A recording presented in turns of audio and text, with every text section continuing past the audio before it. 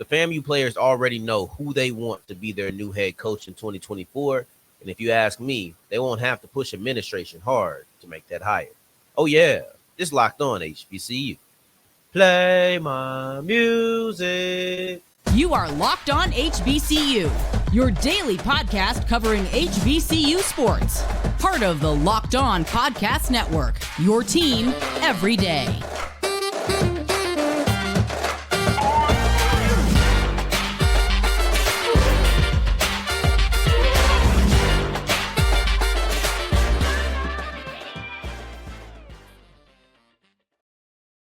What's going on, family? Welcome back to another episode of the Locked On HBCU podcast, your number one daily one-stop shop for everything HBCU athletics. Monday through Friday, part of the Locked On Podcast Network, your team every day.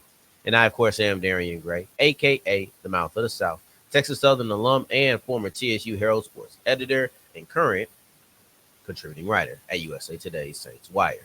Thank you for going on this episode, on this journey with me, making this episode your first listen of the day every day. And remember, just because the mic cuts off doesn't mean the journey's over. Just means it's time to follow me on Twitter at South Exclusions. Starts with an S and ends with an S.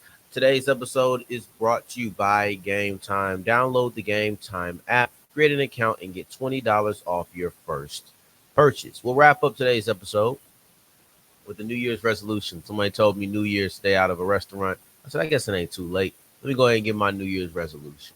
Before that, we'll be looking at our HBCU National Players of the Week, and it wasn't really hard for the committee to decide on this one. But before any of that, Florida A&M, Willie Simmons' departure, all of that has been the biggest story of the last week, and it'll probably continue to be the biggest story until we get to the point where FAMU actually hires a new coach. And this is a story that we will follow every step of the way when rumors come out, when anything like little updates come out. The same way that we're doing that with Texas Southern and their coaching search. Just because I'm not a FAMU alum, there's still a similar amount of passion because I'm interested. I'm intrigued in this story. But if you want to know who the players want, I'll tell you right now, because they sent out a letter. And I thought this was a very bold move to back a man in what I have heard has been a multi-man race. I haven't heard anything about it being a one-man race. So it's not like you backed the obvious candidate. You just came out and you backed the guy who has or is in competition with multiple other candidates. So I thought that was a very bold move by the football team. But they asked for James Colzie, who is currently the interim head coach. And that is one of the reasons I don't think they're going to have to push hard. But let me first give the reasons they say that Colzie be a good coach. And culture is one of the things that I mentioned when looking at in-house candidates on Tuesday's episode. So on Tuesday's episode, we looked at in-house versus out-of-house and just not the number or not the specific candidates, but just in general what it means when you're bringing in an in-house guy versus bringing in an out-of-the-program guy, right? So on that, one of the things that I spoke about was culture, because culture is always a selling point. We think they can maintain the culture, continuity, things of that nature. This is what the players, the Football Leadership Council, right? This is what they had to say when talking about Colzie. Colzie will provide the needed continuity and stability to keep our program, our championship program, headed on its current trajectory. And this is what I expect to hear when campaigning for an in-house candidate. Continuity, keeping things the same. We think that they can, whether we like where we're at or we like where we're headed, you want those things. Remember, no bad team is looking at in-house candidates to replace their fired head coach, unless the interim does such a great job. And technically, they would be an in-house candidate. Think of, hopefully, fingers crossed, think of Antonio Pierce with the Las Vegas Raiders, where they were going bad. He came in and gave them a little bit of stability, a little bit of hope. I do hope that he gets that job. But another thing that I liked that they said, Coach Colzie has illustrated genuine concern for us academically, athletically, and in our overall personal growth and development.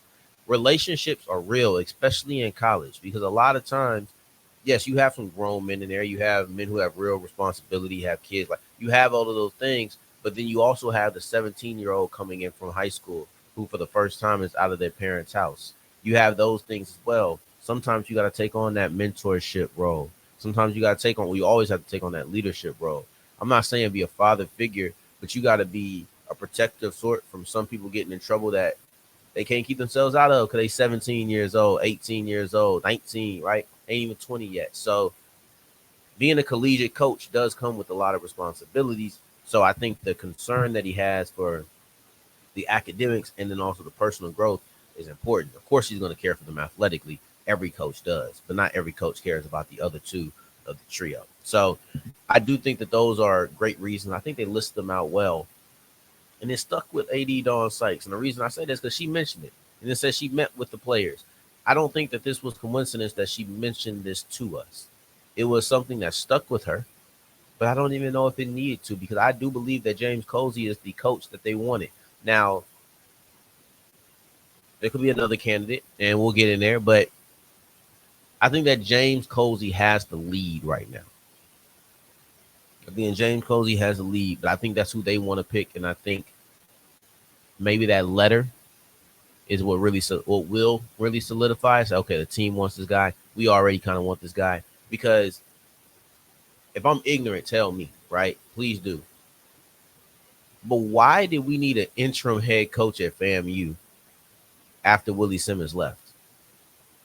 Willie Simmons left at the top of the year. Early signing day had already happened. National signing day was 2 months away, month and some change away, however you want to phrase it. Why do we need an interim head coach?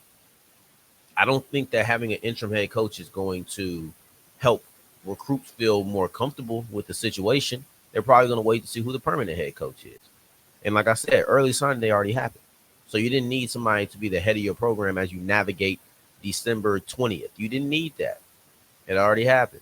So to me, putting interim on his title or just giving him the interim title felt unnecessary.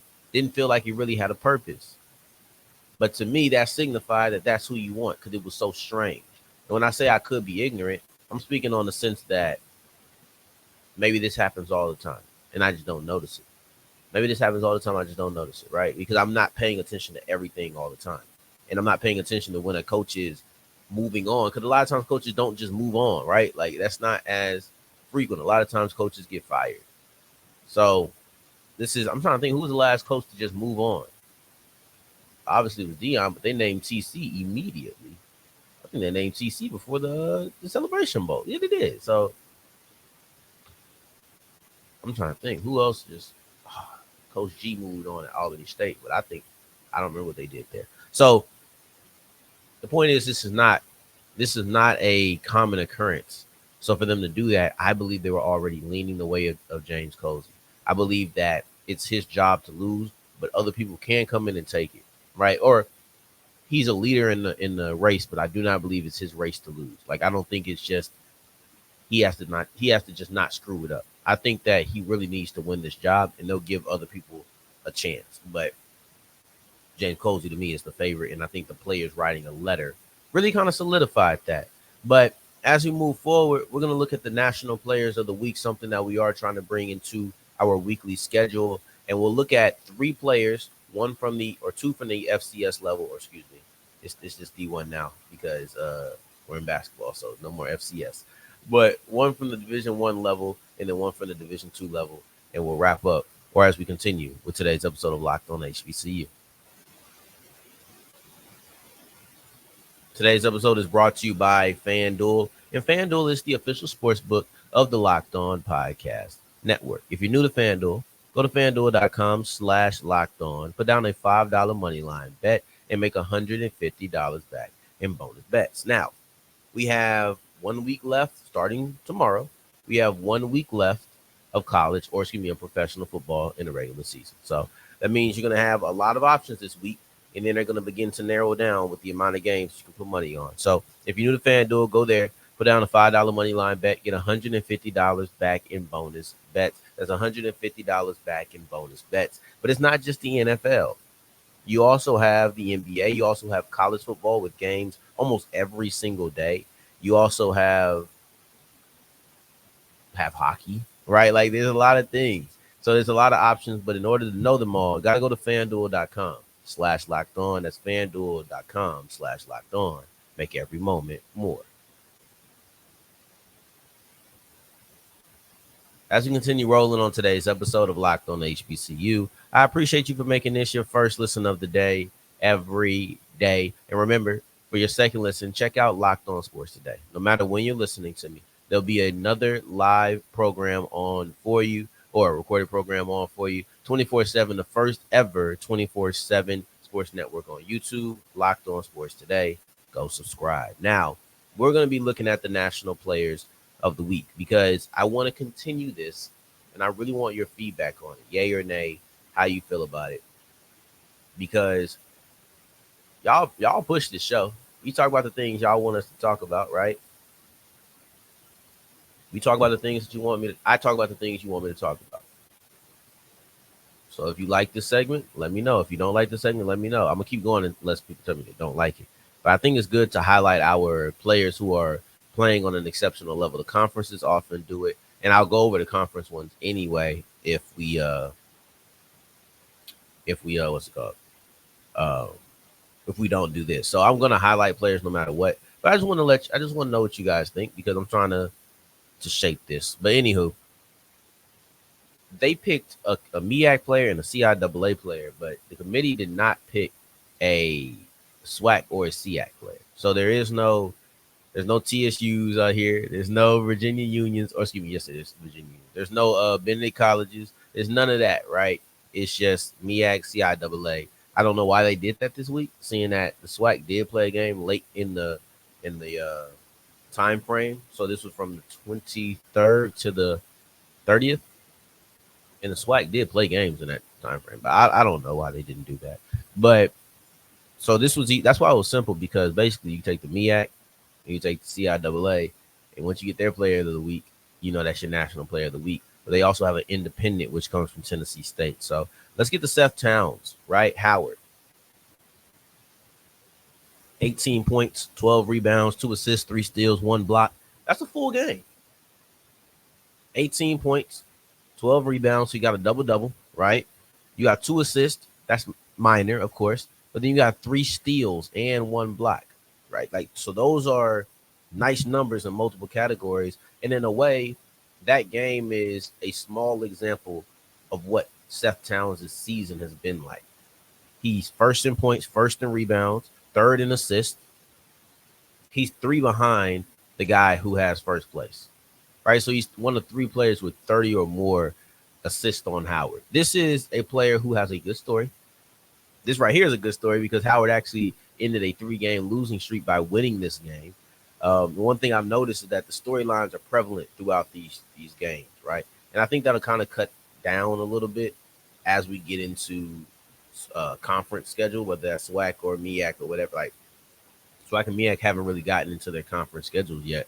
So I think that it'll change a little bit. It'll be less storyline based and more just impact based. But they broke a 3-game losing streak, and they won this game. Seth Towns is an 8th-year player, and no, he hasn't been playing all 8 years. He's had injuries that have disrupted everything. The story just go. He's a good story, and then also Howard knocking off a team to end the 3-game losing streak. Also, good story. Caleb Coleman out of Fayetteville State. That's the Division II National Player of the Year, and he had 20 points, 4 rebounds, 1 assist, and 1 block. Excuse me. So Fayetteville took a little bit of a break from their conference schedule, because they had back-to-back CIAA games. Didn't win those games, and they had 2 losses in a row. But then they played Newberry as, I guess, kind of an interlude in between their games. And there you go. Now you get in the win column. Now you're trying to go back into the CIAA, continue that momentum. But once again, story, 2-game losing streak, 3-game losing streak. That's what it's been 2 times in a row. And Brown was the leading scorer on that team. He was, let me make sure I got that right. There we go. So it was one of his better 3-point shooting performances, and he had 20 points. 4 of those shots, or 12 of those points, I should say, were from 3-point range. And he went 4 of 9, which was almost his best shooting percentage. It was the most he had made, but the first time he made 4 in a game, he had 8 attempts instead of 9 attempts, So That's one of his better 3-point shooting, which is what he does for Fayetteville, to be honest. And then you have Tennessee State. And Tennessee State actually played 2 games. That's what we'll see most times when it comes to the SWAC and the MEAC and CIAA. Once we really get into the flow of things, they'll have 2 games a week. Both should fall into this time frame. But Tennessee State actually had to, and he averages 15 points in the game. One he had 10, one he had 20, and of course in the one he had 20, they won the game. It was Tennessee State's first OVC victory of the season. You see what I'm saying? Like, the storylines are prevalent. They're there. They're present. Like, I don't know. Maybe I'm just beating a dead horse at this point. But Christian Brown played 2 games, had 20 points in one, 10 in the other. And there was a player. Why do I want to call this guy EJ Liddell? I wish I'd had it pulled up. I think it was EJ Bradbury. But Bradbury, he was on the boards heavily in that second game, right? And he scored 17 points. And like, I don't know. I think that I probably would have gave it to him number-wise, but you got the leading scorer on the team that just won their first conference game. Storyline. But matter of fact, let's get a storyline going because I want to give my New Year's resolution. I want to give what my New Year's resolution is, and it kind of has to do with the show. And I'll look at that as we continue with Locked On HBCU. Today's episode is brought to you by Gametime, and Gametime is your number 1 ticket service, and it eliminates any worries of procrastination. Doesn't matter if there's a game tomorrow. Doesn't matter if there's a comedy show next week. Doesn't matter if things are going on today. Gametime has it for you. Now, all you have to do, go to the Gametime app, download the Gametime app, create an account, and you will get $20 off your first purchase. Now, when I look at Gametime, you can go in advance like me. I'm going to go ahead and pick up my tickets for the Pelicans versus Mavericks game, or you can just look on the day of and say, oh, I want to go to this concert, this comedy show, this sporting event, right? Like, they have everything, this play. They have everything that you could ask for. All you have to do is go to Gametime, you create an account, and you get $20 off your first purchase. As wrapping up today's episode of Locked On HBCU, I appreciate you for making this your first listen of the day. Every day, making it all the way to segment 3. And I thank you 2 times for that. Thank you. I was going to get something to eat today. Well, I did get something to eat. Oh, yeah, I got something to eat today. Or yesterday. At this point, I'm recording this late. But I got something to eat yesterday. And the guy who was at the cash register said Happy New Year's. And in my mind, I'm like, it's the 4th day of the year, man. Why are we still saying Happy New Year's? And I thought about it. He ain't seen me since last year, technically. I never really seen him, actually, at all. But he hadn't seen me since last year, and it's still the first week. Excuse me. So it's still been the first week. I said, you know what? I can get my New Year's resolution off. So I typed it up. I just had to move it, and I completely forgot to come back and give this to you. Excuse me, gotta drink my drink. My vocal cords. Y'all don't be. I'll be giving y'all so much information you did not ask for. I'm sorry. But New Year's resolution is for me to go to 2 to 4 games this year. And a couple of those will be Texas Southern. So 2 is not difficult. I probably should have upped it to 3 to 5. But since it will probably be primarily in the fall, I'm not going to bump it up to 3 to 5. But that being said, I want to get out and travel. My girl been pressing me about travel. She want me to do it personally, like just for leisure. I said, all right, but I'm going to do a little travel for work. She said don't count, but whatever. But I want to go to 2 to 4 games, 3 to 5 games, because I know I'm going to go to a TSU football game. I plan on getting down there for a TSU spring basketball game, but I don't know if I'm going to be able to get down there. I don't know if I'm going to be able to go anywhere else in the spring. I might be able to go other places in the fall, but I don't know if I'm going to be able to go anywhere else in the spring. So I kind of want to make sure I can get to some of these games, whether it's a Virginia Union game, right? CIAA, SEAC, MEAC. I've never been to any of those games. I've just been to a TSU game, right? And that's the only stadium I've been to. One of the reasons I love going to TSU football is because it allows me to see certain teams. For example, I was able to catch FAMU, and I was I enjoyed their game. I'm not going to say I was a fan, but I really enjoyed how FAMU played football. So I wanted to see them live. And I knew they were the most prominent team in the division or in the conference, excuse me. So I wanted to see FAMU, and I was able to, and all I had to do was go to Houston. It wasn't that difficult for me. But I want to make sure I can get to other stadiums. Even if that's another stadium in the SWAC, I want to go check out a MEAC game. Maybe y'all tell me how it's going to be in Durham. And for me, it's also a way I want to get out and I want to meet y'all. I want to touch y'all. I want to see how y'all are because I want to know what the city's like. If there's a place that people like to go to, let me know. If there's a place I got to eat when I get out there, let me know. I'll probably ask this again closer to football season because people probably ain't gonna remember that long. That's okay. But environment of the city, environment of the stadium, quality of the game, those are all things that I want to do.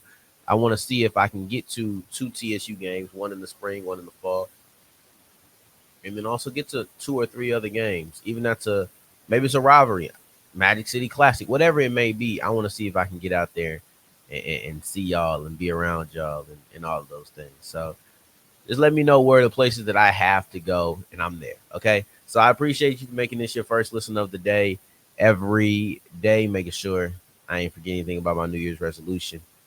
No, that's it. So I appreciate you making this your first listen of the day every day for the whole entirety of the year so far. Let's continue that into next week as well. But in the meantime, in between time, you can follow me on Twitter at South Exclusives. Take care. Stay blessed.